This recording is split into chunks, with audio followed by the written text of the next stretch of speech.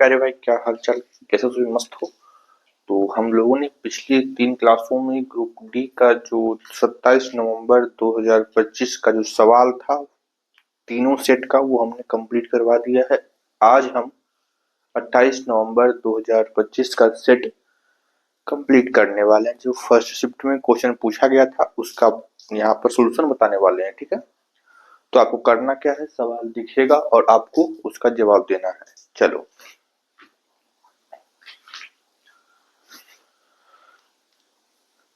सवाल आपके पास से बेहद आसान सवाल है, सिंप्लीफिकेशन का सवाल है। ठीक है ना? सवाल लिख देते हैं हम भी। 1.25 स्क्वायर माइनस 0.75 स्क्वायर बटे 2.25 स्क्वायर माइनस 1.25 स्क्वायर इंटू 7/2। बेहद आसान सवाल है। हमें नहीं लगता कि कोई भी बच्चा इसको छोड़ के आया होगा। सुनना, यहाँ देखो, ऊपर ए स्क्वायर माइनस बी स्क्वायर का फॉर्म बन रहा है, नीचे भी ए स्क्वायर माइनस बी स्क्वायर का फॉर्म बन रहा है। तो ऊपर जो फॉर्म बनेगा वो क्या बनेगा? तो ए प्लस बी, ए माइनस बी, यानी 1.25 में 0.75 जोड़ोगे तो कितना आएगा? अरे भाई, 1.25 प्लस 0.75 बनेगा ऊपर, और 1.25 माइनस 0.75 बनेगा नीचे। क्या बनेगा? नीचे बनेगा 2.25 में से 1.25 माइनस करोगे, और 2.25 में से क्या करोगे? जोड़ोगे, माइनस करोगे, कितना? 1.25 और इंटू 7/2। ये तो मन में ही कर लेना चाहिए था आपको। ठीक है ना? तो देखो, 25 से 75 कितना? 100, यानी कि 2 बन गया। ये दो ऊपर 2 बना ना जी, 5 5 10, 7 2 9 1 10, 2 बना ना, ऊपर 2 बना। यहाँ क्या बना? तो कहोगे 5 में से 5 जाएगा 0। यहाँ देखो, 12 में से 7 जाएगा तो कितना बचेगा? 7 5 12, 0.5 बचा। 0.5 बचा है कि नहीं? और नीचे देखो, ढाई में 2.25 में से 1.25 करोगे तो कितना? 3.50 बचेगा, 3.5 बचेगा। इंटू यहाँ क्या बचेगा? यहाँ भी बचेगा सेम टू सेम 5। 5 में से 5 घटाओगे 0, 2 में से 2 घटाओगे 0, 2 में से 1 घटाओगे 1। यानी कि ऐसे देखो, 2.25 में से 1.25 घटाओगे तो कितना बचेगा? 1 बचेगा, केवल 1, केवल 1। 0 कोई वैल्यू नहीं है, ठीक है ना? 1 बचेगा सिर्फ। ठीक है, इंटू 7/2 है। अब देखो, 2 से ये 2 कट गया, कहोगे हाँ। 7 से ये दशमलव कट गया, 7 से ये 5 बार में कट गया, 5 से ये 5 बार में कट गया। कोई दिक्कत? आंसर 1 आ गया। आंसर 1 आ गया। बेहद आसान सवाल था। यहाँ हमने एक प्रॉपर्टी लगाई। कौन सी प्रॉपर्टी?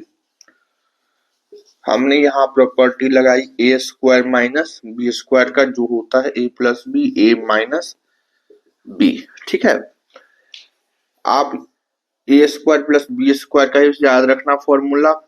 ये होता है ए प्लस बी का होल स्क्वायर में से माइनस कर दो 2ab। और इसका एक और फॉर्मूला होता है माइनस के टर्म में ए माइनस बी का होल स्क्वायर प्लस 2ab। तो ये 3 फॉर्मूले याद रखो, आपको काम देगा। ठीक है, चलो फटाफट सवाल सॉल्व करेंगे, है ना?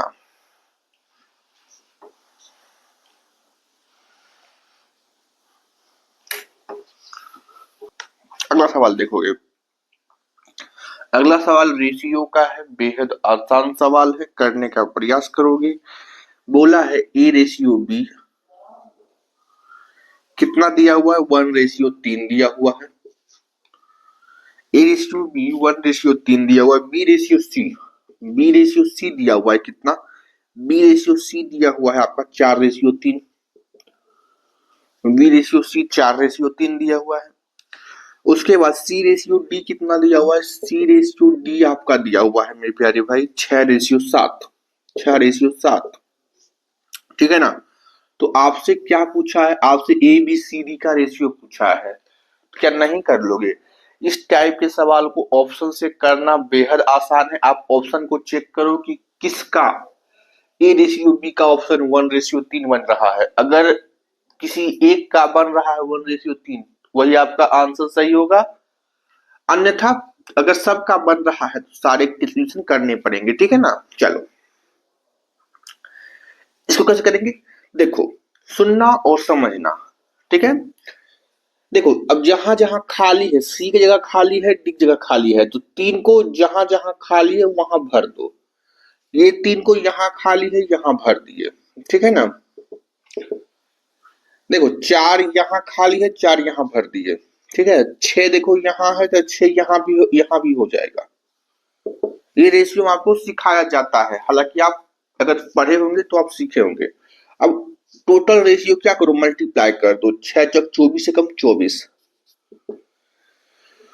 4 तिहाई 12 छक 72, 3 तिहाई 9 छक 54, 3 तिहाई 9 होते 63। अब हमको तो लगता है कि अब ये 3 से कट रहा है, हालांकि ये 3 से तो कट ही रहा है ना। 3 से इसको क्या कर लो, काट लो। 3 से काटोगे तो 3 8 24, 3 से काटोगे तो 3 दूनी 6, 3 चौक 12 24 72, 3 से काटोगे तो 18 54 हो जाएगा, होगा ना। 3 एकम 3, 18 54 हो जाएगा। 3 से काटोगे 2 1। क्या अभी भी किसी से कट रहा है, तो नहीं कट रहा है। अब ये किसी से नहीं कट रहा है, काटना उसी संख्या से जो कि इससे भी कट जाए, इससे भी, इसमें मौजूद हो, यानी कि 3 से सारी संख्याएं कट रही थी। अब ये 3 से नहीं कटती, तो सर ये 3 से, ये 3 से, ये 3 से कट रही है, कि ये 3 से कट रही है, तो नहीं, ये 3 से नहीं कट रही, इसलिए 3 से इसको काटेंगे नहीं, ठीक है ना। तो अब हम सीधे बोलेंगे कि A ratio B ratio C होगा कितना, डी होगा कितना, 8:24:18:21, ठीक है। चलो तो ऑप्शन नंबर 1 ही आपको दिखाई दे रहा है। अब इसको ऑप्शन से कैसे कर सकते थे, ऑप्शन से आप ऐसे कर सकते थे कि देखो ऑप्शन अगर हम पहला ही लेते हैं 8 24 18 21, तो देखो हमको क्या चाहिए, ए रेशियो बी का, ए और बी का रेशियो कितना चाहिए, 1:3। तो ए और बी पर ध्यान दो, मात्र ए और बी पर ध्यान दो, तो 8 तिहाई 24 1:3, यही पहले बारे में मिल गया।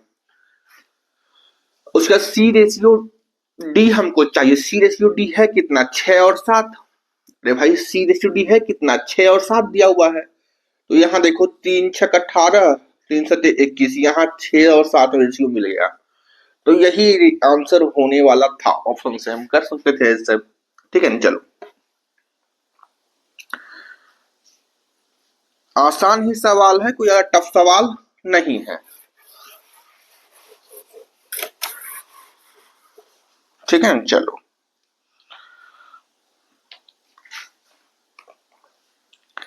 अगला सवाल करने का प्रयास करिएगा और कोशिश करिएगा कि आप खुद से करें, क्योंकि सवाल आपको ही करने हैं। तो देखो एक धनराशि ए बी सी डी के बीच में 10 7 9 के अनुपात में विभाजित किया जाता है, ठीक है, वितरित किया जाता है, बांटा जाता है, ठीक है। एक धनराशि को ए बी सी में बांटते हैं, ठीक है ना। किस रेशियो में, तो 10 रेशियो में, 7 रेशियो में और 9 रेशियो में। अच्छा 4 व्यक्ति है ना, तो डी 4 व्यक्ति में बांटते हैं, 7 10 7 9 5 के रेशियो में, ठीक है। यदि सी को बी से इतना रुपया अधिक मिला है, सी को बी से कितना रुपया अधिक मिला है, ये बोला है कि अगर सी को बी से 334 रुपया अधिक मिला है, बोला है कि अगर सी को 334 रुपया अधिक मिला है तो ए का कितना मान होगा। बोला है कि सी को बी से 334 रुपया अधिक मिला है, 20 से 334 रुपया अधिक मिला है। रेशियो देखो कि सी को बी से कितना अधिक मिला है, क्योंकि सी को जो है ना बी से 2 यूनिट अधिक मिला है। क्यों, क्योंकि बी है 7 और सी है 9, तो रेशियो में कितना अधिक मिला है, तो 2। बी बी को सी से कितना अधिक मिला है? 2। लेकिन क्या बोला है कि बी को कितना अधिक मिला है? 334। तो 2 का मान ही क्या है? 334। तो 1 का मान क्या हो जाएगा? काटोगे तो 2 एकम 2, 2 छक 12, 2 सते 14, 167। आपसे पूछा क्या है? ए का अमाउंट। ए है क्या? तो ए है 10 यूनिट, तो 1670। आंसर आ गया, 10 से गुना कर दोगे आंसर आ गया 1670। ठीक है ना? कोई दिक्कत? 1670 रुपया ए को मिला है। आपसे ये भी पूछ सकता है कि बी का अमाउंट क्या है, तो बी का भी निकाल सकते हो 167 गुने 5। आपसे इसका भी पूछ सकता है, इसका भी पूछ सकता है। अगर 1 यूनिट का मान निकल गया है तो आप किसी का भी निकाल सकते हो। ठीक है ना? चलो,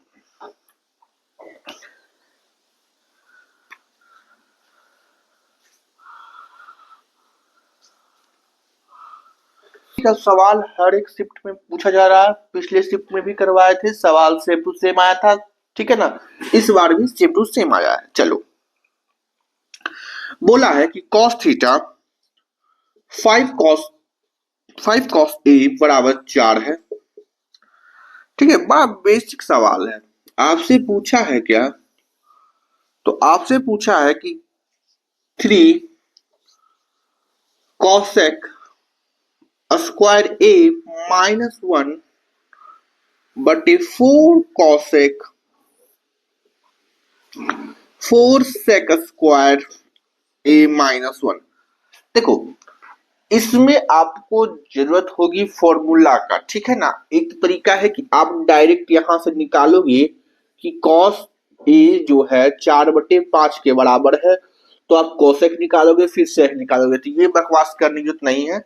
आपको करना क्या है? अगर आपको फॉर्मूला मालूम है तो फॉर्मूला पुट करो, नहीं मालूम है तो फिर ऐसे करो। फॉर्मूला मालूम है तो फॉर्मूला होता क्या है? कॉसेक स्क्वायर ए माइनस 1। तो क्या आपने ये फॉर्मूला पढ़ा है कि 1 प्लस कॉट स्क्वायर थीटा बराबर कॉसेक स्क्वायर थीटा? यहां से आप 1 को उधर लेके जाओगे तो कॉट स्क्वायर थीटा बराबर कॉसेक स्क्वायर थीटा माइनस 1 ये हो जाएगा। फिर आपने क्या ये फॉर्मूला पढ़ा है? 1 प्लस टेन स्क्वायर थीटा बराबर सेक स्क्वायर थीटा। 1 को उधर लेके जाओगे तो टेन स्क्वायर थीटा बराबर क्या हो जाएगा? Sec square theta minus 1। क्या आपने ये फॉर्मूले कभी पढ़े हैं? फिर आपने ये पढ़ा है sine square theta plus cos square theta बराबर 1। 10वीं क्लास का है भाई। तो साइन, तो यहां से आप साइन स्क्वायर थीटा का मान निकाल सकते हो 1 माइनस कॉस स्क्वायर थीटा। ये आपको तो आने ही चाहिए। बेहद बेसिक कॉम्प्लीमेंट्री फॉर्मूले हैं ये। ठीक है, तो देखो, हम कॉस स्क्वायर ए माइनस 1 की जगह पर हम कॉट ए लिख सकते हैं। कहोगे हाँ, तो इसी जगह हम क्या लिख दे? कोट स्क्वायर ए। कोट स्क्वायर ए का अंडर रूट यहां 3 है बटे सेक स्क्वायर ए माइनस 1 के जगह पर क्या हम टेन स्क्वायर ए पुट कर दें? कहोगे हाँ, तो 4 अंडर रूट 10 स्क्वायर ए। कोई दिक्कत? कहोगे कोई दिक्कत नहीं। अब देखो, स्क्वायर से स्क्वायर रूट खत्म हो गया तो बचा केवल cot A. 3 into cot A. Square से स्क्वायर रूट खत्म हो गया 4 10 ए। कोई दिक्कत यहां तक किसी भी बच्चे को? कोई दिक्कत? कोई दिक्कत नहीं। चलो, देखो, कोट ए और टेन ए होता क्या है? तो कोट ए और टेन ए होता है एक दूसरे के उल्टे। क्या होते हैं? एक दूसरे के उल्टे। उल्टी का करने का मतलब कि कॉट ए जो होता है ना, वो बराबर होता है 1/10 ए के, है ना? 1/10 ए के ये होता है। और 10 ए जो बराबर होता है 1/cot ए के। ठीक है, ये उल्टे होते हैं। तो क्या हम इस 10 ए को, क्या हम 10 ए को sign A by cos A में लिख सकते हैं? कहोगे हाँ। और कॉट ए को हम कॉस ए बाय साइन ए लिख सकते हैं? कहोगे हाँ। कहोगे हाँ, कोई दिक्कत नहीं है। अब देखो, बस सिंपल मल्टीप्लाई करना है। ऊपर नीचे क्या करूं? मल्टीप्लाई कर दो, तो ऊपर हो जाएगा कॉस स्क्वायर ए बटे साइन इंटू साइन स्क्वायर ए। साइन स्क्वायर ए यानी कि 3 रहेगा, 3 इंटू 4 है कि नहीं? कहोगे हाँ। अब देखो कॉस स्क्वायर का मान आपको मालूम है 4/5, कहोगे हाँ मालूम है। यहाँ देखो इसको मिटा देते हैं। यहाँ देखो कॉस स्क्वायर ए का मान 4/5 है इंटू, क्या आप साइन ए का मान निकाल सकते हो? तो यहां से तो कहोगे हाँ। ये हो देखो कॉस होता क्या है P into H, P into B into H. तो अगर B 4 है H 5 है तो P हमेशा 3 होगा, क्योंकि 3 4 5 का ट्रिपलेट निकालते हैं। तो P अगर 3 है तो P अगर 3 है तो साइन A कितना होगा? 3/5। तो साइन स्क्वायर A कितना होगा? 3 स्क्वायर बटे 5 स्क्वायर, कहोगे हाँ। तो कॉस A कितना है? कॉस A है 4/5, तो ये होगा 4 स्क्वायर इंटू कितना 3 है ऊपर लगा हुआ, नीचे क्या है? Sine square B A। तो साइन स्क्वायर निकालें 3 का 4/5 का स्क्वायर, यानी कि 3/5 गुने 3/5। क्लियर है? तो हाँ एकदम क्लियर। 5 से ये 5 कटा, 5 से ये 5 कटा। ठीक है, कोई दिक्कत? कोई दिक्कत किसी को? नहीं। देखो 4 चक 16, 5 5 25, 3 3 9, यही डायरेक्ट निकाल सकते हो कितना? तो 3 इंटू 16/4 इंटू 3 3 9। 3 से काटोगे 3 बार में, 4 से काटोगे 4 बार में, 4/3। आंसर कितना है? 4/3। आपको केवल और केवल फॉर्मूले याद होने चाहिए, सवाल आपसे क्यू बन जाएगा। ठीक है ना? आंसर कितना है? 4/3। ठीक है ना? आप ये भी कर सकते थे कि यहाँ पर आप डायरेक्ट कोसेक स्क्वायर ए का मान निकालते और सेक स्क्वायर ए का मान निकालते, कैलकुलेशन करते, सवाल यहां से भी सॉल्व होता। ऐसा नहीं है कि आपको सवाल सॉल्व करना नहीं आएगा। ठीक है ना? तो जो आपको बने एग्जाम में आप वो करो। ठीक है ना? ट्रिक के भरोसे मत रहो, सवाल बेसिक से ही करो, क्योंकि बेसिक ही याद आएगा एग्जाम में। चलो फॉर्मूले वगैरह याद करके जाना है। चलो देखो भाई, हम इसको इम्पोर्टेंट बोलेंगे क्योंकि ये हर एक शिफ्ट में सवाल आया है। अगर आप शुरू की शिफ्ट से अभी तक देखे होंगे तो ये हर एक सवाल आया, हर एक शिफ्ट के सवाल में मौजूद है, हर एक शिफ्ट में सवाल मौजूद है। ठीक है ना? टीवी और वॉशिंग मशीन वाला है क्या? तो एक वॉशिंग मशीन की कीमत टीवी की कीमत से 50% कम है। फिर वही कहानी वॉशिंग मशीन और टीवी का कीमत बोला है। ठीक है ना? बोला है कि एक वॉशिंग मशीन की कीमत टीवी की कीमत से 50% कम है। टीवी की कीमत से 50%, 50% का मतलब 1/2। यानी कि अगर टीवी की कीमत 2 है तो वॉशिंग मशीन का 2 का 50% 1 होता है, यानी कि 1 कम है, यानी कि 1 है। टीवी से बोला है ना, टीवी की कीमत से 50% कम है। तो टीवी की कीमत अगर 2 है तो वॉशिंग मशीन का 1 होगा, आधा होगा। कहोगे हाँ? कहोगे हाँ? यदि वॉशिंग मशीन की कीमत में 33% की वृद्धि कर दी जाए, अगर इसमें 33% की वृद्धि करते हैं, ठीक है ना, वॉशिंग मशीन की कीमत में, और टीवी की कीमत को 13% कम कर देते हैं, टीवी कीमत को 13% कम कर देते हैं, 4 वॉशिंग मशीन 2 टीवी का मान बताओ। 4 वॉशिंग मशीन 2 टीवी का कुल कीमत कितना प्रतिशत परिवर्तित होगा? तो 2 से काटोगे 2 बार में रेशियो आएगा, 2 से फिर काटोगे 1 बार में। ठीक है ना? यानी कि 1:1, यानी कि ऊपर 1:1 आया। ठीक है? अगर कभी भी ऊपर 1:1 बने, कभी भी ऊपर 1:1 बने, तो आपको डेविएशन में बताए हैं कि इन दोनों का एवरेज ही चेंज होता है। तो इन दोनों का एवरेज कितना होगा? 33 माइनस 13/2, यानी कि 3 में से 3 जाएगा 0, 3 में से 1 जाएगा तो 2, 20/2 यानी कि 10। तो ये कैसे कर दिए आप? कैसे कर दिए आप? ये कैसे कर दिए? ये बढ़ोतरी होगा, प्लस में है तो प्लस में बढ़ोतरी होगा, बढ़ेगा। तो देखो बेसिक से करोगे तो 1 का 33% माइनस 1 का 13%, माइनस में ना है, बटे 1 + 1 2। तो 1 से गुना करने कोई फायदा ही नहीं है, कोई फायदा नहीं है।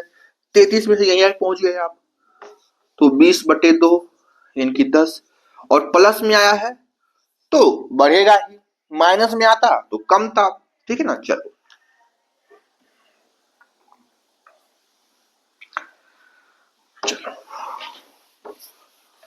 अगला सवाल देखोगे।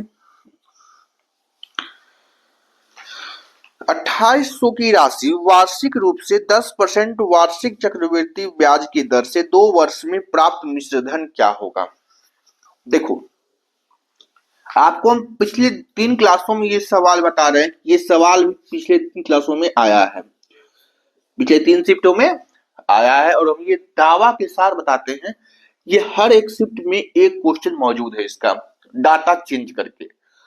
तो देखो कंपाउंड इंटरेस्ट या मिश्र चक्रवृद्धि ब्याज में क्या होता है, कंपाउंड इंटरेस्ट में क्या होता है ना, कि मान लो कि जो प्रिंसिपल है और उस पर कुछ ब्याज लग के जो अमाउंट बना, तो अब ये जो अमाउंट है अब आगे के लिए ये प्रिंसिपल होगा, और यहां पर फिर अगर हम ब्याज लगाएंगे तो यहां पर फिर हमको अमाउंट मिलेगा कुछ ना कुछ, तो ये आगे के लिए प्रिंसिपल है, ये आप समझ लो, यानी कि अमाउंट ही आगे के लिए क्या होता है, प्रिंसिपल होता है। और सीआई होता क्या है, ब्याज पर ब्याज लगना, ठीक है ना। चलो तो आपको बोला है कि 2800 की राशि है, 2800 की राशि है, ठीक है, इस पर 10% का संयोजित वार्षिक चक्रवृद्धि ब्याज की दर से 2 वर्ष में कितना होगा। 2800 की राशि पहले वर्ष 10% ब्याज लगने पर और अगले 10%, अगले वर्ष 10% ब्याज लगने पर अब कितना अमाउंट होगा, अमाउंट कितना होगा, ये आपसे पूछा है सिंपली। तो आप यहां पर सक्सेसिव लगा सकते हो कि 10% यहां था, फिर 10%, तो मान लेते हैं कि यहां पर कितना 10% सक्सेसिव है। अरे भाई सक्सेसिव ही ना है, 10% यहां से 10% यहां से सक्सेसिव है, कहोगे हाँ, तो 10% क्या हुआ, ब्याज लगा, तो 10 का सामान 11 में लगा, कहोगे हाँ, इंटू यहां भी 10%, 10 का सामान 11 में, 10 का सामान 11 में, अब कितना हो गया 121/100, यानी अगर पहले पैसा 100 रुपया था, अब बढ़ के कितना हो गया 121 रुपया। तो ये आपका अमाउंट है, ये आपका पहले का प्रिंसिपल है, और ये 2 साल का अमाउंट है। तो आपसे अमाउंट ही पूछा है 2 साल का, कहोगे हाँ, तो पहले साल का कितना है, तो प्रिंसिपल, तो पहले का प्रिंसिपल 2800 है, लेकिन यहाँ क्या है तो 100 है, तो 100 का मान ही क्या है 2800 है, 100 से काटोगे कितनी बार में 28 गुना। तो आपसे 2 साल के बाद अमाउंट पूछा है, 2 साल के बाद अमाउंट है कितना 121, तो 28 को 121 से मल्टीप्लाई कर दो, क्योंकि 121 का मान पूछा है, तो एक का मान अगर 28 है तो 121 का क्या होगा 128 गुने 121 गुने 28, तो 121 को जब आप 28 से मल्टीप्लाई करोगे तो बेहद आसान है मल्टीप्लाई करना, ये होगा 11 गुने 11 गुने 28। तो पहले इसको 11 से मल्टीप्लाई कर दो, 8 8 2 10 2 1 3, इसको फिर 11 से मल्टीप्लाई कर दो, 8 0 8 8 8 और 8 और 0 8 और 3 और 3 33 88 33 88, क्लियर है, कहोगे हाँ एकदम क्लियर है। तो अब अमाउंट कितना हो गया 3388, 3388, क्योंकि कंपाउंड इंटरेस्ट जो होता है वो ब्याज पर भी ब्याज लगता है, और इसका जो ब्याज दर है वो सक्सेसिव चेंज होता है, ठीक है ना। चलो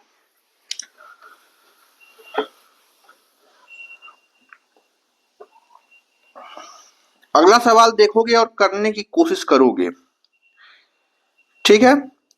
ए बी मिलकर किसी काम को 6 दिन में पूरा कर सकते हैं, ए बी मिलकर किसी काम को 6 दिन में पूरा कर सकते हैं, ठीक है ना। बी अकेले उसी काम को 9 दिन में पूरा करता है, बी अकेले 9 दिन में पूरा करता है। ए अकेले उस काम का दोगुना कितने में पूरा करेगा, पहले ए और बी की इफिशियंसी निकालो, तो इफिशियंसी इसके एलसीएम होगा, टोटल वर्क पहले निकालो, टोटल वर्क तो इसका एलसीएम होगा, टोटल वर्क इसका क्या होगा एलसीएम होगा, 6 और 9 का एलसीएम कितना होगा 18, 2 और 3, यानी ए और बी का इफिशियंसी कितनी है 3 है, क्षमता कितनी है ए और बी की 3 है। क्षमता का मतलब एक दिन में करने वाली काम। बी की क्षमता कितनी है 2 है, तो यहां से हम ए की क्षमता निकाल सकते हैं। ए प्लस बी की क्षमता अगर 3 है और बी की क्षमता 2 है तो ए की क्षमता कितनी होगी 1 होगी। तो हाँ, अब बोला कि ए अकेले इस काम का 2 गुना, इस काम है कितना 18, 18 का 2 गुना ए एक इफिशियंसी से कितने दिन में करेगा, तो 36 दिन में करेगा, है कि नहीं। चलो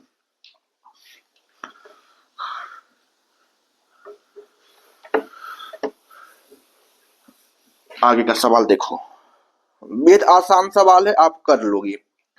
देखो सिंप्लीफिकेशन का सवाल ही आया है, देख लो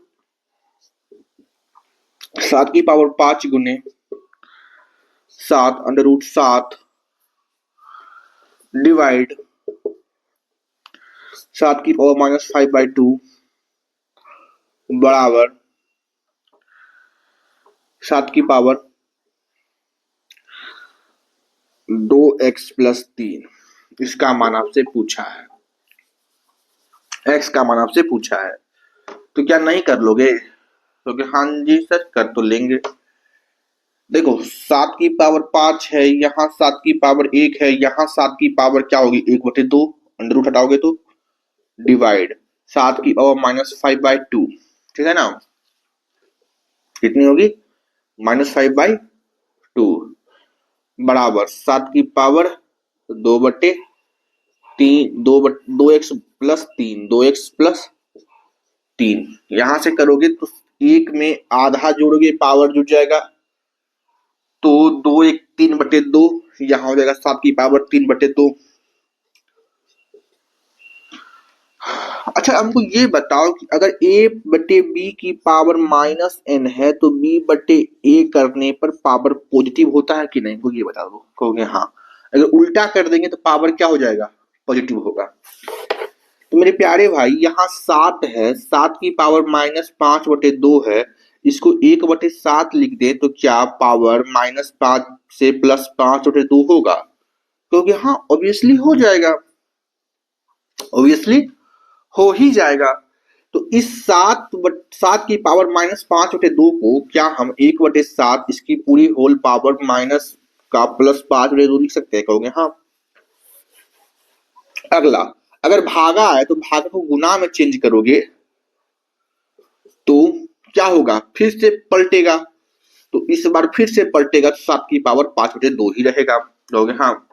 अब देखो बेस सबका सेम आ गया, कहोगे हाँ बेस सबका सेम आ गया, तो पावर क्या करो ऐड कर दो, तो 7 का पावर ऐड करोगे 5 प्लस 3/2 प्लस 5/2 बराबर 7 की पावर 2x प्लस 3।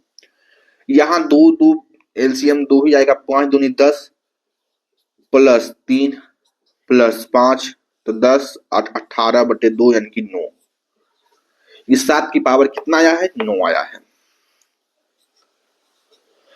बराबर 7 की पावर इधर कितनी है 2x प्लस 3। देखो बेस समान है, बीच में बराबर का चिन्ह है, तो पावर भी आपस में क्या होंगे बराबर होंगे, यानी कि 2x प्लस 3 बराबर 9, 2x बराबर 6, x बराबर 3। स्टेप काटे हैं तो कोई दिक्कत तो नहीं है किसी को, x का मान 3 आया है, x का मान 3 आया है, कोई दिक्कत तो किसी को नहीं है। चलो इसमें क्या समझना, इसमें कैलकुलेशन था भाई। देखो अगला क्वेश्चन 36 नंबर देखो, एक त्रिभुज का क्षेत्रफल इतना है, यदि इनकी भुजा इतनी है तो सम्मुख शीर्ष से उस भुजा पर डाले गए लंब की ऊंचाई। बेहद आसान क्वेश्चन पूछा है, एक त्रिभुज है ठीक है ना, देखो डायग्राम बनाने की जरूरत नहीं है लेकिन हम बनाते हैं। डायग्राम क्या है सुनना, एक त्रिभुज है ABC, इस त्रिभुज की जो एरिया दिया हुआ है आपको वो कितना दिया हुआ है, एरिया दिया हुआ है 6.61.5 मीटर स्क्वायर, ठीक है ना। और इसकी भुजा पर, इसकी एक भुजा है मान लेते हैं 12.3 भुजा है, ठीक है ना। अब इस भुजा पर इसके शीर्ष से लंब डाला गया है, इस भुजा के शीर्ष क्या होगा, BC का शीर्ष है क्या A, तो A से क्या डाला गया है लंब डाला गया है, A से क्या डाला गया है लंब डाला गया है, किस पर BC पर। तो BC की जो हाइट होगी वो कितनी होगी h होगी, ठीक है। तो आपसे यही h पूछा है, लंब पूछा है, तो आप नहीं निकाल दोगे एरिया क्या होगा, हाफ इंटू BC कितना है 1/3, और BC पर ये परपेंडिकुलर हाइट कितना है नहीं मालूम है, यही निकालना है। ये होता है त्रिभुज का एरिया। एरिया का दिया कितना है 61.5। अब यहां से आप कैलकुलेट नहीं कर सकते हो, जीरो हटाओगे जीरो, हाँ 5 एकम 5, 5 दूनी 5 15, 5 दूनी 10, 5 6, यानी देखो 5 बार में कट जाएगा, तो H का मान 10 आएगा। यानी ये हाइट कितनी है 10 है, हाइट कितनी है 10 है, 10 मीटर, ठीक है ना। चलो अगला देखो, एक त्रिभुज की सेम चीज पूछा है, फिर वही यानी कि एरिया से आपको दो क्वेश्चन पूछ लिया है ना। देखो कितना दयालु है, ABC आपसे दो क्वेश्चन पूछा है, 7 9 12, इसकी भुजा 7 9 12 है, ठीक है ना। तो बताइए, तो इसके क्षेत्रफल बताइए। देखो इसको करने का तरीका भी अलग है, और आप कैसे करोगे वो सुनना। पहले चेक कर लो कि पाइथागोरस तो नहीं बन रहा है, इसका स्क्वायर प्लस इसका स्क्वायर बराबर इसका स्क्वायर तो नहीं हो रहा है। सत्य 49 और 81, 49 और 81 कभी नहीं बनेगा। 9 1 10, 8 4 12, 1 13 नहीं बनेगा। यानी आपको जब ट्रायंगल की 3 भुजा दे रखी हो और उसका एरिया पूछे, तो सुनना क्या लगाना है आपको, यहां लगाना है हीरोन्स का सूत्र, हीरोन्स फॉर्मूला। हीरोन्स का फॉर्मूला क्या होता है, हीरोन्स का फॉर्मूला होता है मेरे भाई एरिया निकालने का किसी भी त्रिभुज का, under root S, S minus A, S minus B और एस माइनस सी। अच्छा अब ये एस क्या है, तो भाई एस है हमारा यहां पर सेमी पेरीमीटर, सेमी पेरीमीटर। अब इस सेमी पेरीमीटर होता क्या है, तीनों भुजाओं को जोड़कर, तीनों भुजाओं को जोड़कर 2 से भाग कर दो। पूरा पेरीमीटर क्या होता है, भुजाओं का जोड़, और अर्ध परिमाप क्या होगा, भुजा का जोड़, पेरीमीटर का आधा।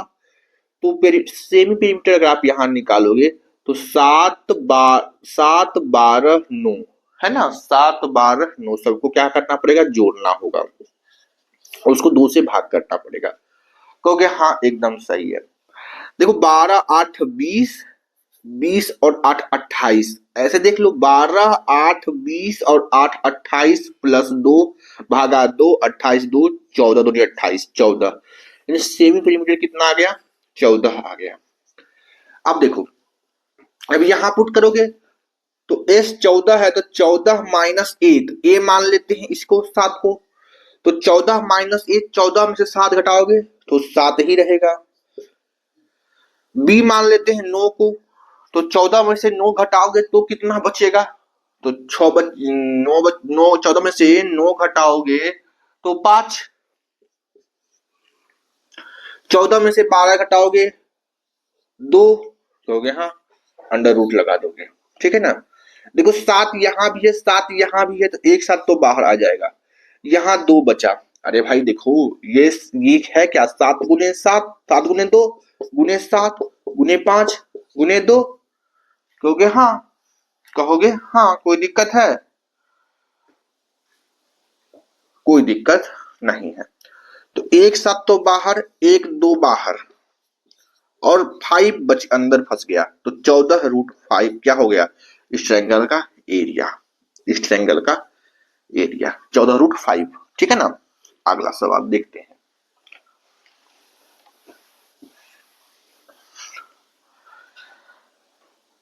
अगला सवाल करो।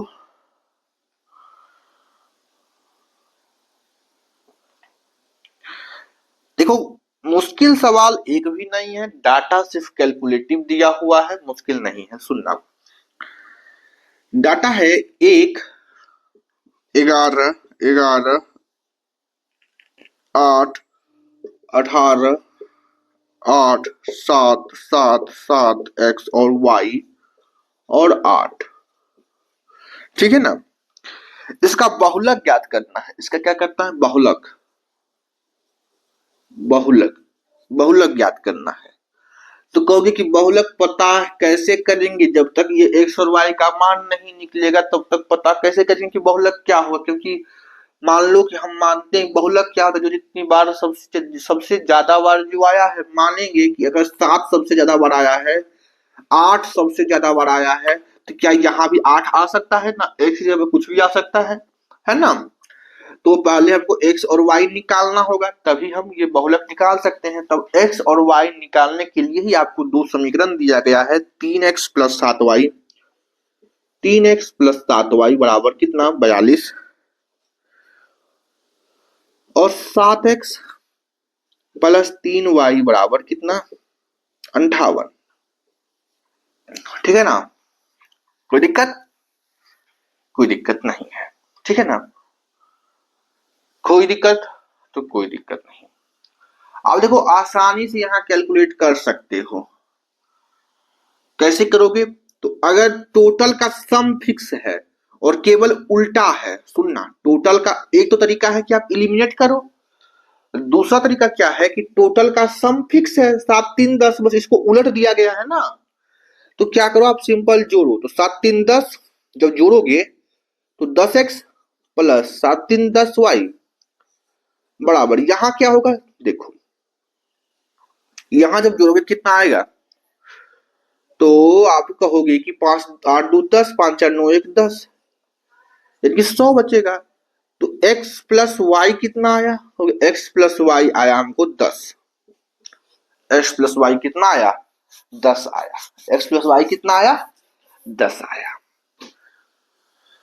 तो अगर x प्लस वाई 10 आया है, 3x प्लस 7y हमको 42 है, और x प्लस वाई हमको 10 है, तो देखो यहां 3 है तो यहां भी 3 कर लो, 3 से मल्टीप्लाई करोगे तो 30 हो जाएगा, घटाओगे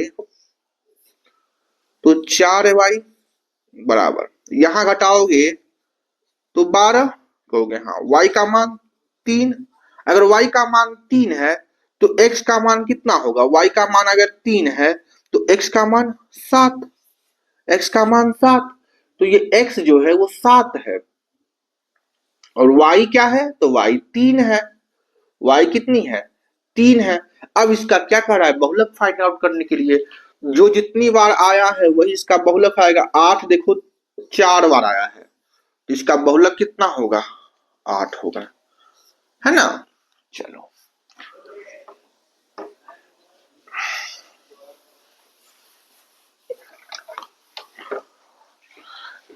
एक पिता की वर्तमान आयु उसके 2 पुत्र की वर्तमान आयु के योग का दुगना है। 20 वर्ष बाद पिता की आयु उसके पुत्र की आयु के योग के बराबर है, तो पिता की वर्तमान आयु का ज्ञात करें। ठीक है ना, सुनना। मान लो एक पिता है, फादर है, और उसका सन है, 2 बेटा है, S1 S2, 2 बेटा है। सुनना, आपको बोला क्या है कि एक पिता की वर्तमान आयु उसके 2 पुत्र की वर्तमान आयु के योग की दुगनी है। अगर हम मान लेते हैं कि उनकी वर्तमान जो आयु है, वर्तमान आयु पुत्र की मान लेते हैं 2s है, 2s है, ठीक है। योग कितना है वर्तमान मान लेते हैं 2s है, ठीक है, दोनों का आयु। तो फादर की कितनी होगी, केवल s होगी, क्योंकि वर्तमान से दुगना है। तो अगर दोनों का मान अगर 2s है तो क्या होगा 4s हो जाएगा, कहोगे हाँ, कहोगे हाँ। फादर की कितनी होगी 4x होगी वर्तमान में, कहोगे हाँ। तो कैसे, तो बोला है कि दोनों पुत्र की वर्तमान आयु के योग की दुगनी है। तो मान लेते हैं कि दोनों का योग 2s है, दोनों का योग 2s है, तो 2s का दुगना क्या होगा 4s, कहोगे हाँ। अब देखो 20 वर्ष बाद, जब 20 वर्ष बीता, 20 वर्ष बाद क्या हुआ, दोनों की आयु ये रही, दोनों का योग 2s है। 20 वर्ष बाद पिता की आयु उसके पुत्र की आयु के योग के बराबर है। 20 वर्ष के बाद जो 20 वर्ष बीता, जो 20 वर्ष बीता, इधर भी 20 वर्ष बीता होगा, तो 20 वर्ष में योग तो दोनों के, जैसे मान लो अभी हमारा 5 और 10, अभी हमारा मान लो कि 25 साल है, 20 साल के हमारा और तुम्हारा जो योग है, मान लो तुम्हारा आयु 25, मेरा 25 है, तुम्हारा 20 है, ठीक है, तो दोनों का योग कितना है, तो कहोगे कि 45 साल। अगर हम 20 साल के बाद भी कैलकुलेट करेंगे, 20 साल के बाद भी कैलकुलेट करेंगे, तो कितना, तुम्हारा आयु भी 20 साल बढ़ेगा, मेरा भी 20 साल बढ़ेगा, तो कितना बढ़ेगा, तो 25 में से 20 करोगे 45, यहां बढ़ जाएगा, यहां कितना बढ़ेगा, तो 40। तो अब हमारा और तुम्हारा आयु का योग कितना है, तो कहोगे कि 85 साल है। कैसे, तो 40 साल बढ़ा है, यानी कि 20 साल हम में भी बढ़ा है, 20 साल तुम में भी बढ़ा है, आयु कितना बढ़ा है, 40 साल बढ़ा है कि नहीं, कहोगे हाँ। तो 20 साल हम में भी, 20 साल तुम में भी, तो 20 साल यहाँ 40 साल बढ़ा है ना दोनों का योग। तो सेम हम यहाँ कह सकते हैं कि मान लो कि 2s में भी 20 साल, यानी कि इसमें भी 20 साल बढ़ा, इसमें भी 20 साल बढ़ा, यानी कि 40 साल इसका हो गया आयु, कितना हो गया, 2s + 40 हो गया, हाँ। और यहाँ कितना हुआ, ये कितना हुआ, तो 4s हो गया हमारा 20। ये दोनों बराबर हो गए, ये दोनों बराबर हो गए, क्योंकि 20 साल के बाद दोनों बराबर हो गया। तो 20 उधर ले जाओगे, 2 इधर ले जाओगे, तो 2s बराबर इधर, तो 20, तो 2 से काटोगे तो s का मान, तो 2 से काटोगे तो 10 आ, आपसे s का मान तो पूछा नहीं है, आप पूछा है फादर की, तो फादर s पुट करो, 10 है, तो 40 साल फादर की आयु होगी, है कि नहीं, 40 साल फादर की आयु होगी। ओके, चलो, कोई दिक्कत यहां तक किसी को? देखो, ये आसान तरीका है कैलकुलेट करने के लिए, क्योंकि इसमें ज्यादा दिमाग लगेगा, है ना। चलो,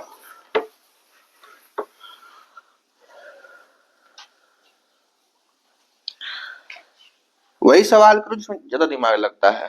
चलो, अगला देखो, एक पिता की आयु उसके पुत्र की आयु की 5 गुनी है, फादर और सन। यहां फिर वही कहानी बोला है कि पिता की आयु जो है पुत्र की 5 गुनी है, पुत्र की 5 गुनी है। तो अगर पुत्र की आयु 5 है तो पिता की कितनी होगी, अगर पुत्र की आयु s है तो पिता की 5s होगी, 5s होगी। ये पिता, ये फादर की है, ये सन की है, ठीक है, ठीक है ना। अगर पिता की, अगर पुत्र की आयु s साल है तो फादर की कितनी होगी, 5s साल होगी, 5 गुनी होगी। आगे, यदि उनके आयु का योगफल 54 वर्ष है, अगर दोनों का योगफल अगर हम बात करें तो 5s जमा s 54 वर्ष है, यानी कि 6s का मान 54 है, तो 6 नमा 54, तो पुत्र की आयु कितनी आ गई, 9 वर्ष। तो आपसे पूछा किसकी आयु है, तो पुत्र की आयु ही पूछा है, तो पुत्र की आयु 9 वर्ष। फादर की पूछता तो 9 बचे 45, फादर की 45 साल होता, ठीक है ना। चलो, अगला सवाल देखो, 6.41 नंबर 6.5 10.6 19.7 ए, इसका जो औसत है, इस पूरे का जो एवरेज है वो कितना दिया हुआ है, इस पूरे का एवरेज 12 दिया हुआ है, तो ए का मान आपसे पूछा है, तो ए का मान आपसे पूछा है। इसमें 2 तरीके लगाएंगे, एक बेसिक एक एडवांस। अगर आपको बेसिक समझ में आता है तो बेसिक से करेंगे, एडवांस समझ में आता है तो एडवांस से करेंगे। सुनना, एवरेज का मतलब क्या होता है, एवरेज का मतलब क्या होता है कि बीच वाली संख्या, बीच वाली संख्या, एवरेज बीच वाली संख्या। यानी कि अगर ये 5 संख्याओं का एवरेज, अगर 65 10.6 19.7 और ये ए, अगर ये 4 संख्याओं का औसत 12 है, इसका मतलब क्या है कि इन दोनों के बीच में वो संख्याएं रही होंगी, इनके बीच में संख्याएं रही होंगी इन दोनों के, है ना, 12 इन दोनों के बीच में रहा होगा, ये ना कह सकते हो कि 12 इन दोनों के बीच में रहा होगा, कह सकते हो कि नहीं, कहोगे कि नहीं, बोलो, क्योंकि इन दोनों का औसत ही 12 होगा। कहोगे हाँ, कहोगे हाँ, कोई दिक्कत, कोई दिक्कत नहीं, ठीक है ना। तो आप क्या करो, एवरेज निकलता कैसे है कि टोटल का सम बटे जितने नंबर हैं, नंबर कितने हैं, 4 नंबर है, बराबर 12। एवरेज कितना है, 12। अब 4 को उधर लेके जाओगे तो कितना होगा, 48। 48 4 से गुना करोगे तो यहाँ 10.6, 19.7, ठीक है ना। अब देखो सिंपली जोड़ लो, 6 5 11 और 7 18 दशमलव, ठीक है। अब देखो 9 6 15 16 1 2 3, ठीक है, कोई दिक्कत। प्लस ए बराबर 48, यहां से ए का मान कितना होगा, 48 में से 36.8 घटाओगे तो 10 में से 8 जाएगा तो 2 ही बचेगा। ये 47 47 7 4 7 11.2 आएगा, ठीक है ना, 11.2 आएगा, कोई दिक्कत। चलो आप एक तरीका और कर सकते थे कि इसका जो एवरेज आएगा इन दोनों संख्याओं के बीच में आएगा 12, है कि नहीं। यानी कि इन दोनों का एवरेज यानी कि 10.6 प्लस 19.7 का ही तो एवरेज आएगा 12। कहोगे हाँ, कहोगे हाँ। आप चेक कर लो, 7 6 13, 9 1 10, 2 और 1 3, है ना, बटे 2 तो 15.15 आएगा, ठीक है ना। तो ये सही नहीं है, चलो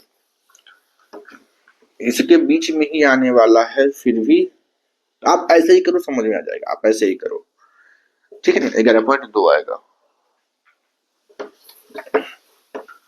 अगला देखो, 4 सवाल और है, कर लो। 1312 मीटर लंबी एक रेलगाड़ी 54 मीटर पर सेकंड की चाल से चल रही है। यदि इसे एक सुरंग को पार करने में 106 सेकंड लगता है तो सुरंग की लंबाई क्या है। मानते हैं कि ये हमारा क्या है, एक सुरंग है, क्या है ये, एक सुरंग है, और यहां से हमारी रेलगाड़ी आ रही है, यहां से हमारी रेलगाड़ी आ रही है, ठीक है ना, यहां से हमारी रेलगाड़ी आ रही है, ठीक है, ठीक है ना। अब देखो ये रेलगाड़ी है 1312 मीटर, रेलगाड़ी लंबाई कितनी है, 1312 मीटर, ठीक है। ये बोला है कि ये इसकी जो चाल है, इस ट्रेन की जो चाल है वो 54 मीटर पर सेकेंड है, 54 मीटर पर सेकेंड है, ठीक है ना। ये इस सुरंग को पार करती है 54 मीटर पर सेकेंड में। इस सुरंग को कितने समय में, कितने सेकेंड में, 106 सेकेंड में पार करती है। इस सुरंग को कितने सेकंड में पार करती है, 106 सेकंड में पार करती है। मान लेते हैं सुरंग भी कुछ लंबा होगा तो एल मीटर लंबा है, तो पूछा है कि सुरंग की लंबाई कितनी है। अब देखो ये ट्रेन इस सुरंग को पार करेगी, यानी कब पार करेगी, जब ट्रेन अपने पूरे लंबाई को और इस सुरंग की लंबाई क्रॉस कर जाएगी तभी तो पार करेगी। कहोगे हाँ, ये ट्रेन इस सुरंग को पार करने में डिस्टेंस कितना चली है, तो डिस्टेंस चलेगी 1312 मीटर प्लस एल मीटर, है कि नहीं, यानी कि 1312 मीटर प्लस एल मीटर चलेगी। कोई दिक्कत है यहां से, कोई दिक्कत नहीं। तो डिस्टेंस 1312 प्लस एल। स्पीड कितना है, तो स्पीड तो भाई फिक्स ही है, 54 किलोमीटर ट्रेन की, 54 मीटर पर सेकेंड। टाइम कितना लगा है, तो 106 सेकेंड लगा है। तो अब बस पुट कर दो, सवाल बन जाएगा। तो 1312 बराबर 54 गुने 106, यहाँ प्लस एल भी लगाएंगे ना, इतना डिस्टेंस चला। कहोगे हाँ, कहोगे हाँ, कोई दिक्कत, कोई दिक्कत, मीटर पर सेकंड में है ही, कोई दिक्कत होने वाला नहीं है। अब बस आप कैलकुलेट कर लो, सवाल आपका हो जाएगा। अब उसको उधर घटाओगे तो एल का मान आप निकाल सकते हो, 54 गुने 106 माइनस 12, 1312 मीटर। 6 चौक 24, इकाई अंक 4 आया है, 2 घटाओगे तो 4 में से 2 2, इकाई अंक 2 आएगा, तो जो भी लेंथ होगा उसका इकाई अंक 2 आएगा, तो जो भी लेंथ होगा उसका इकाई अंक 2 आएगा। 4 ऑप्शन देखो दिया हुआ है, 4 ऑप्शन दिया हुआ है, 4 4 1 2, 4 4 1 3, 4 4 0 2 और 4 4 0 8। तो ये तो होगा नहीं, ये तो होगा नहीं क्योंकि इकाई अंक 2 आ रहा है, तो ये दोनों में से फंस गए हैं, है कि नहीं। तो अब देखो कैसे करेंगे। तो 2 अंक तक निकाल लेते हैं। तो देखो 54, देखो 106 और 54, 6 चक 24 2, ठीक है ना। और उसमें से क्या घटा देंगे, क्या घटाना है हमको, 1312 घटाना है। 4 में से 2, 2 में से 1, यानी कि हमने 2 अंक तक निकाला है, आंसर इकाई अंक 2 अंक 12 आ रहा है, तो ये आंसर सही होगा। पूरा गुना करवे नहीं किए हमने क्या किया, केवल 2 अंक तक निकाला है, क्योंकि 2 डिजिट अलग अलग है ना, तो हमने 2 डिजिट तक निकाला है। 12 देखा, 12 मार दिया, है कि नहीं। चलो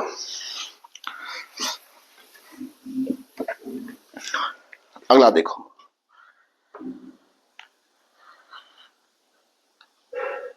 निम्नलिखित में से आपको 4 ऑप्शन दिए हुए हैं और आपसे पूछा गया है, हम भी लिख ही देते हैं क्योंकि इसमें लिखना ही पड़ेगा, है ना। 68 25 907 7 6 6 0 7 7 8 7 1 3 2 9 5 1 7 3 5 7 3 0 6। अब इसमें पूछा है कि इसमें से 7 से कौन कटेगा। आपको हम बता देते हैं 7 से कटने का नियम, लास्ट से 3 का क्या करो, पेयर बनाओ। लास्ट से 3 का पेयर बनाओ, तो लास्ट से 3 का ये हो गया, ये हो गया, ये बच गया, ये बच गया, हो गया। हाँ, अब देखो अल्टरनेट को ऐड कर दो। पेयर का जो अल्टरनेट है, ये इतना पेयर, ये इतना पेयर एक, और ये एक पेयर। अब अल्टरनेट पेयर को ऐड करो, 907 में से 6 ऐड करो, 907 में से 6 ऐड करोगे कितना आएगा, तो 713 एक 913 आएगा। और उसमें से जो बचा हुआ है उसको क्या करो, माइनस कर दो। 13 में से 5 जाएगा तो 8, 10 2 8, है कि नहीं, ये 8 बचेगा। 8 5 13, 8 2 10, 1 11, 8 और 1 9, 88 बचेगा। अब जो माइनस करने के बाद आया है, क्या ये 7 से कट रहा है, तो 88 7 से नहीं कटता है, तो ये संख्या भी 7 से नहीं कटेगी। सेम यही काम करना है, 3 का पेयर बनाओ, बना लिए। अब अल्टरनेट को जोड़ो, 778 में से 7 जोड़ोगे, 778 में से 7 जोड़ोगे तो 8 7 15, 7 और 1 8, 785। उसमें से बचा हुआ जो अल्टरनेट है 660 घटा दोगे तो 5, 8 में से 6 जाएगा तो 2, 7 में से 6 जाएगा तो 1। कोई दिक्कत, कोई दिक्कत नहीं है। क्या अब 125 7 से कटता है, तो 7 एकम 7, 7 5 12, 5 5 55, ये नहीं करता है, ये भी ऑप्शन नहीं होगा, ये भी ऑप्शन नहीं होगा।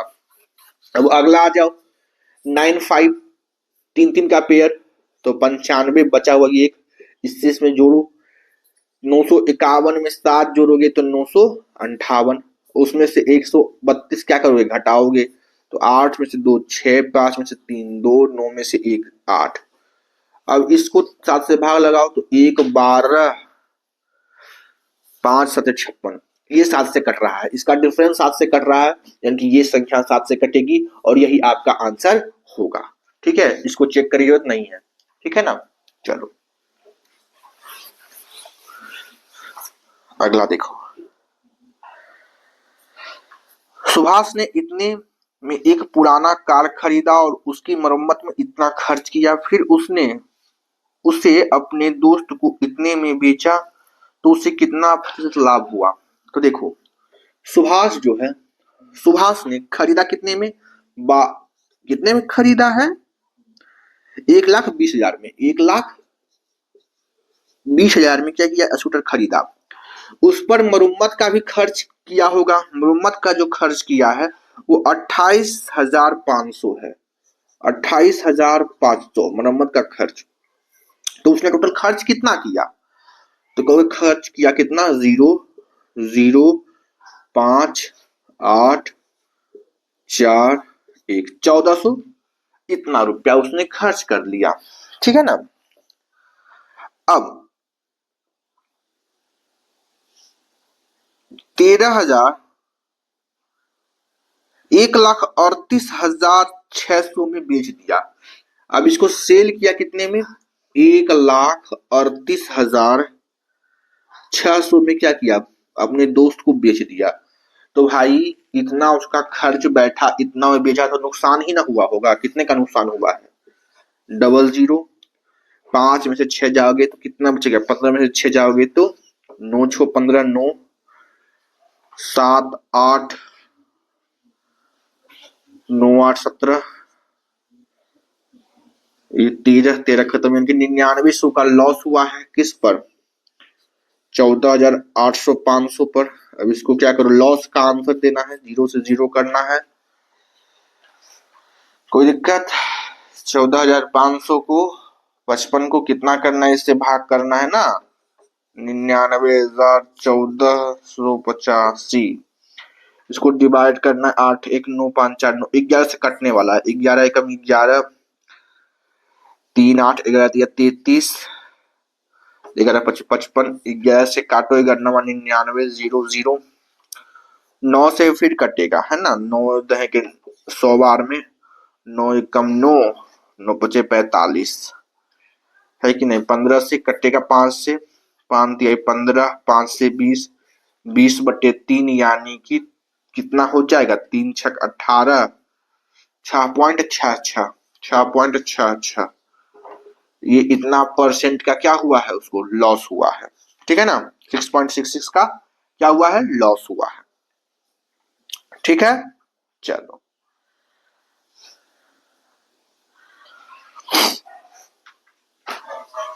अगला,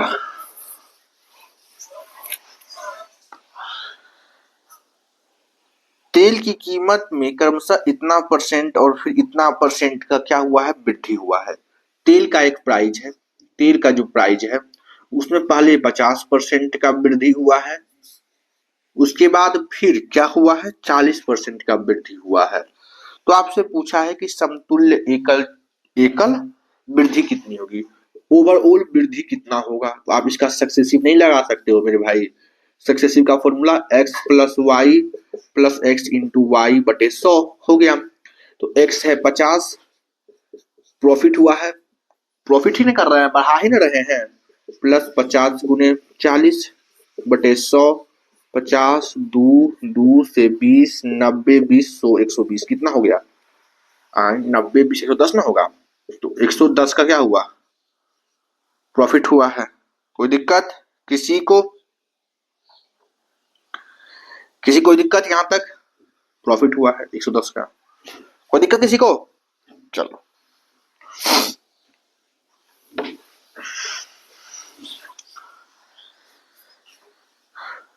अगला देखो, एक बोल्ट रूम का अंकित मूल्य इतना है, उसका क्रय मूल्य से 35% अधिक लगाया गया है, जो कि उससे अधिक लगाया है कि क्रय मूल्य से कितना 35%। एक वार्डरोब है, ठीक है ना, मान लेते वार्डरोब कुछ है, ठीक है ना, मान लो कुछ में खरीदा होगा, उस वार्डरोब का अंकित मूल्य जो है एमआरपी, वो कितना है, 3800 है ना, नहीं 8640 इतना में वो क्या है, एमआरपी है, जो कि इससे क्रय मूल्य से 35% अधिक पर है, ये जो है 35% अधिक पर है क्रय मूल्य से, ठीक है, इनकी मार्कअप परसेंटेज है।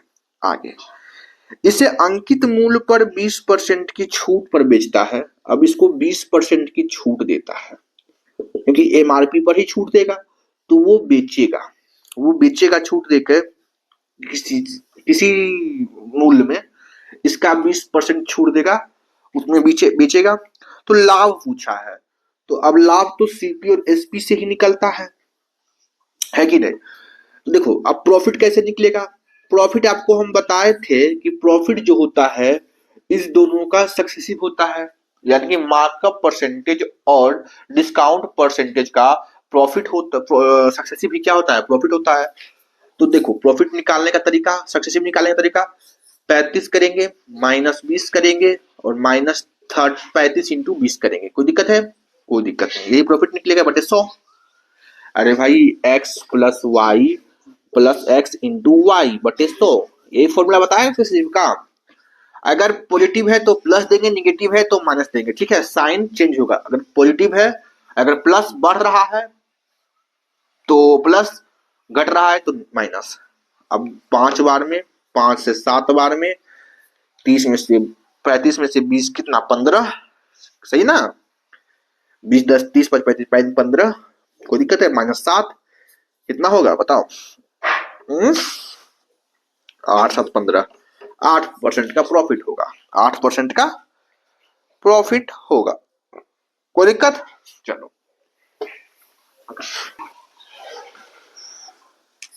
चलिए सवाल देखते हैं। आइए, दो मित्र किरण और महेश की मासिक आय का अनुपात 5:8 है। किरण और महेश, इसकी जो मासिक आय है ना, इनकम जो है वो इनकम है 5:8। उनमें से प्रत्येक हर महीने 7200 की बचत करता है। इनमें से प्रत्येक, ये भी 7200 बचाता है और ये भी 7200 है कि 72,000 बचाता है और ये भी 72,000 बचा लेता है, ये सेविंग करता है, ठीक है ना। उसके बाद उसकी मासिक व्यय, जो एक्सपेंडिचर है, जो खर्च है, वो कितना है, 2:4।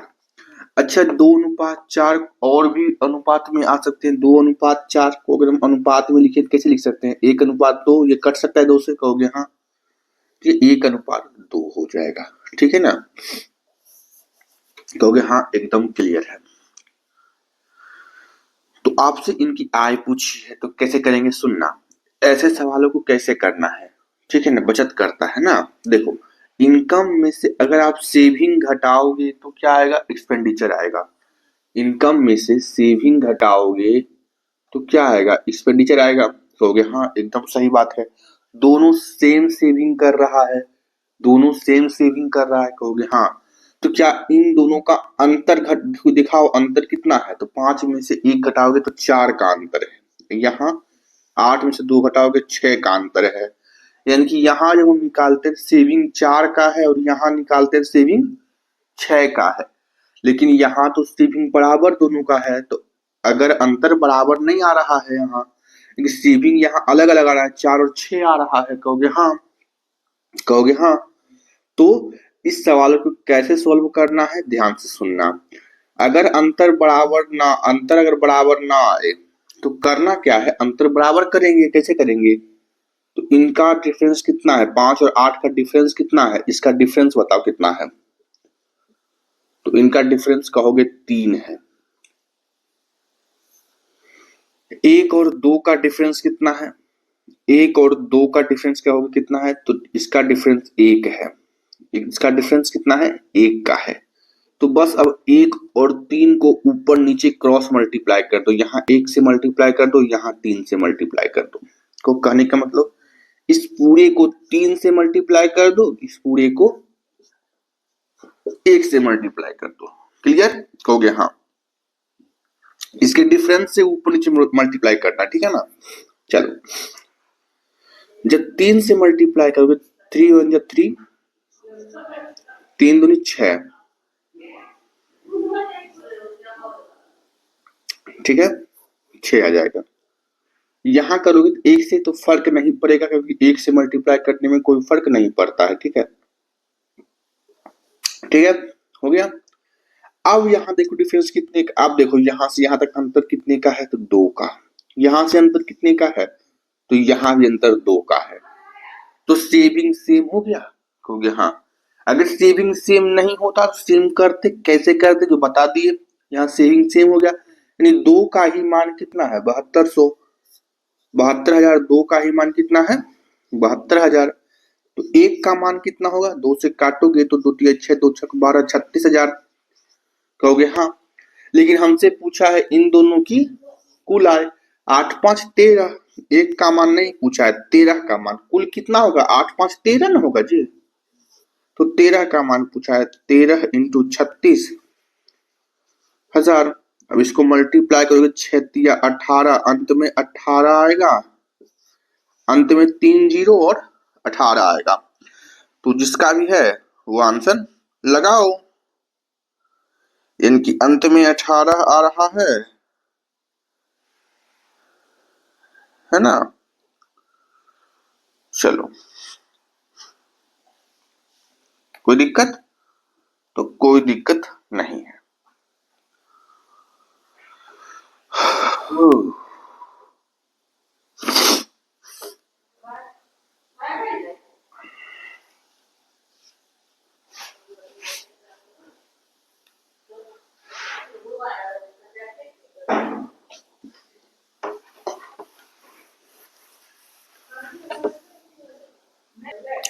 सैतालीस नंबर क्वेश्चन आप करिएगा, सिंप्लीफिकेशन का है। ठीक है, आप कर सकते हैं, इतना आशा है हमको। 47 नंबर यहाँ पर दिख रहा होगा, ये क्वेश्चन आप करिएगा, कोई दिक्कत नहीं होगा।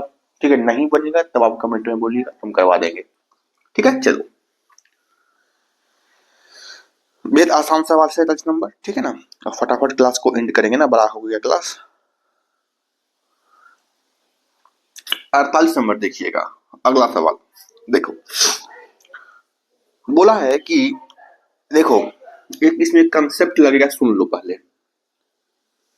आप कोई सा चतुर्भुज या आयत, समझिए आप, कोई सा चतुर्भुज मान लो एबीसी को चतुर्भुज है, ठीक है ना, एबीसीडी। इसका एक विकर्ण यहां है और इस विकर्ण पर कहीं, इस विकर्ण पर कहीं एक पॉइंट है, मान लेते हैं पॉइंट यहां है। इस विकर्ण पर कहीं एक पॉइंट है और यहां से भी इसको मिलाया जाता है, यहां से भी मिलाया जाता है। कहीं एक पॉइंट है, मान लेते हैं पॉइंट ओ यहां है, और यहां से इसको मिलाया जाता है और यहां से इसको मिलाया जाता है। ठीक है, किसी एक विकर्ण पर एक पॉइंट हो, उससे दोनों डायगोनल को मिलाया जाता है। ठीक है, तो रिलेशन क्या बनता है, तो डीओ का स्क्वायर प्लस ओबी का स्क्वायर बराबर होगा एओ का स्क्वायर प्लस सीओ का स्क्वायर। ये कैसे हुआ, क्यों हुआ, ये बाद की बातें, अभी आप इसको रट लो। ठीक है, क्योंकि यही इसका क्या होता है, किसी भी चतुर्भुज के डायगोनल पर एक पॉइंट हो, उसको अगले दूसरे वर्टेक्स से मिलाते हैं तो ये रिलेशन जनरेट होता है। ठीक है ना, चल अब इसी पर सवाल है, बोला है एबीसी के अंदर कोई पॉइंट पी है, इसको बोल दिया गया है कोई पॉइंट पी। ठीक है, हम एबीसीडी माने हैं, इसको बोला है क्या, इसको बोला है पॉइंट पी है। ठीक है ना, इसको क्या बोला है, आप ओ रहने दो, यहां पर आप समझते हैं।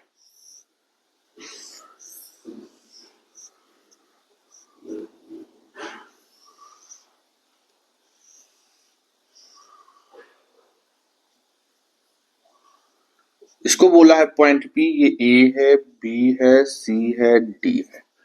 ठीक है, यदि पीए पीए पीए ये लेंथ जो है 85 है, कितना है 85 है। पीबी पीबी 65 है, पीबी ये 65 है ये लेंथ। ठीक है ना, पीसी 5 है, पीसी 5 है, तो पीडी पूछा है, तो ये लेंथ पूछा है, क्या नहीं कर लोगे, डीपी का स्क्वायर या पीडी का स्क्वायर प्लस पीवी का स्क्वायर बराबर एपी का स्क्वायर प्लस सीपी का स्क्वायर। अब बस पीडी का मान पूछा है तो पीडी का स्क्वायर प्लस पीबी का मान दिया हुआ है, कहोगे हाँ पीबी का मान 65 का स्क्वायर बराबर एपी का भी मान दिया हुआ है 85 का स्क्वायर प्लस सीपी का भी मान दिया हुआ है 5 का स्क्वायर, यानी कि इनमें से 4 में से 3 वैल्यू दी हुई है, एक वैल्यू निकालनी है। ठीक है ना, तो इकाई अंक आप मैच कर सकते हो। यहाँ 5 पचे 25 का इकाई अंक कितना है 5 है प्लस 5 पचे 25, यहाँ भी इकाई अंक 5 है तो 5 5 10, यहाँ इकाई अंक 0 है तो यहाँ 5 पचे 25 5, तो यहाँ क्या होगा कि 10 बन जाए। पीडी का कौन सा मान हो जो 10 बना दे, 5 बना दे सॉरी, ठीक है ना। पीडी का क्या रखें जो कि 5, पीडी का क्या रखें जिसका स्क्वायर करने पर 5 आए तो 5 प्लस 5 10 हो 0 हो जाए, है ना। तो 55 दिख रहा है तो 55 रखो, 55 रखो, तो पीडी का मान 55 रखते हैं तो 55 का स्क्वायर करने पर 25, तो इकाई अंक 5 आएगा, 5 प्लस 5 ये सॉल्व किए बिना ही आपका सॉल्व हो जाएगा इकाई अंक से, क्योंकि इकाई अंक अलग अलग है इस सवाल में, देख लो, ठीक है ना। नहीं तो आप फिर सॉल्व कर सकते हो, कोई दिक्कत नहीं है। चलो,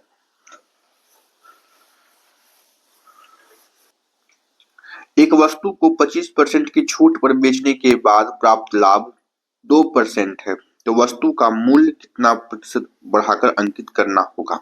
सुनना क्या है, ये सवाल हर एक शिफ्ट में आया है, सीपी, एमआरपी और एसपी।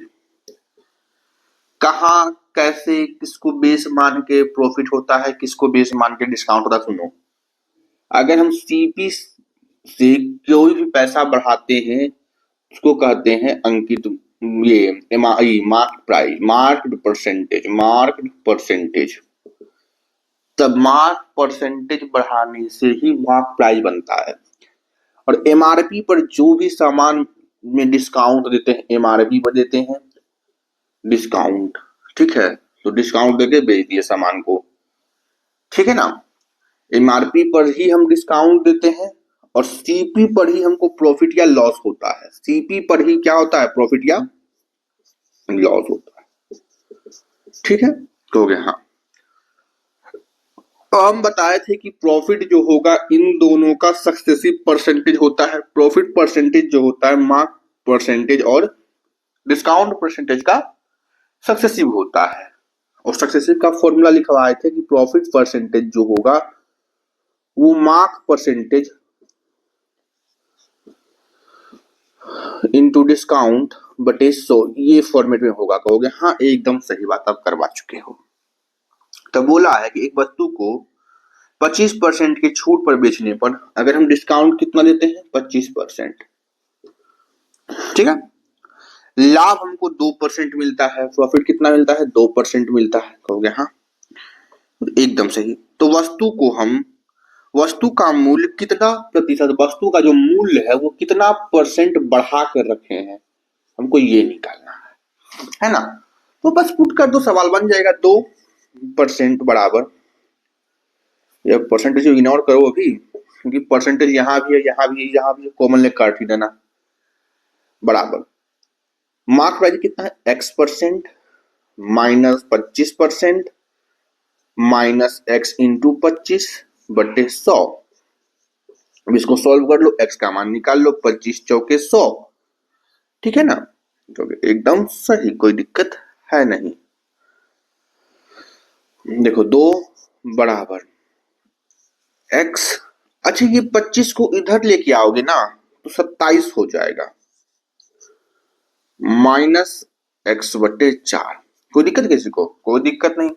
अब करोगे 4x में से 3x घटाओ, एलसीएम लोगे 4 और 4 को x, 4x minus x 3x बटे 4 बराबर 27, बराबर 27। 4 को यहां से इधर लेके आओ, 3 से कटो, 3 नंबर 27, 9 चौक 36, x का मान कितना है 36, यानी हमको जो है सामान की कीमत 36% बढ़ा कर रखनी होगी, समझे, तभी हमको प्रॉफिट कितना मिलेगा 2% का, समझे। चलो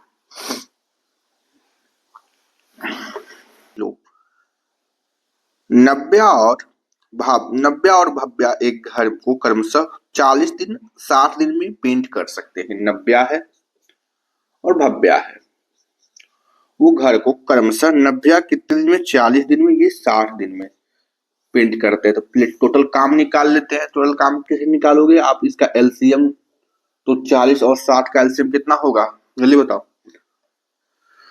120 होगा ना जी। 40 4 3 12, 6 2 12 हो गया। हाँ, एकदम सही। अब क्या बोला, यदि यदि वे भव्या से शुरू करते हैं, अब देखो अल्टरनेट डे वाला आया, यदि वे भव्या से शुरू करते हुए एकांतर दिन पर काम करते हैं तो दोनों मिलकर उससे घर को कितने घंटे में पेंट कर सकते हैं या कितने दिन में पेंट कर सकते हैं, एकांतर दिन, भव्या से शुरू करके। तो पहले भव्या 2 यूनिट काम करेगा, फिर नव्या 3 काम करेगी, फिर अगले दिन भव्या काम करेगी 2, फिर नव्या काम करेगी 3, और ऐसे काम जारी चलता रहेगा, ठीक है ना, जारी रहेगा काम, ठीक है ना। पहले दिन भव्या, दूसरे दिन नव्या, भव्या नव्या, भव्या नव्या। तो आप कुछ देख रहे होगे कि हर 2 दिन में 5 यूनिट काम हो रहा है। आप देख लो, हर 2 दिन में 5 ही काम हो रहा है। हर 2 दिन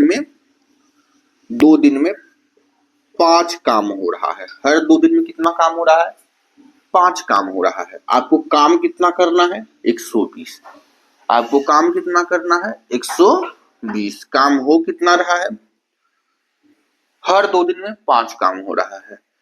तुमको 120 करना है तो 120 करना है, किससे गुना करना पड़ेगा, कहोगे कि कितना से गुना करना पड़ेगा, 5 दूनी 10, 5 24, चल के 24 बचे 120 होगा, तो इधर हमको 24 लगाना पड़ेगा।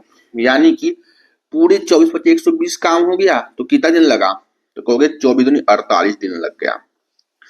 कितना दिन, 48 दिन लगा है, ठीक है ना। कितना दिन लगा है, 48 दिन। देखो भाई, हर 2 दिन में जो काम हो रहा है वो 5 यूनिट काम हो रहा है। हमको काम कितना करना है, 120 हो गया। हाँ, तो बचा हुआ 24 काम ही करना है, तो 24 दिन का काम करना है ना। तो 24 से मल्टीप्लाई कर देंगे, है ना। तो टोटल वर्क कितना आ गया, 48। सवाल हो गया यहाँ पर सॉल्व, ठीक है ना। कोशिश करना कि ये सारे सवाल को आप घर से बढ़िया तरीके से करके आओ। मिलते हैं अगले सेट में। Okay bye.